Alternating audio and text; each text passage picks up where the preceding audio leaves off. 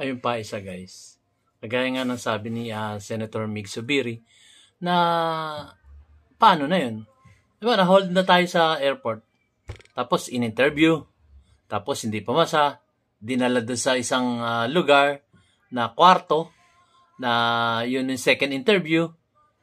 Papasokan ng corruption yun pagka ganun. hindi, kumbaga, alam natin yun. Bakit meron pang second interview? Kung hindi na nakapasa doon sa unang interview, hindi mo na kailangan pang dalhin sa kwarto. Cancel kung cancel. Tapos isang problema, eto.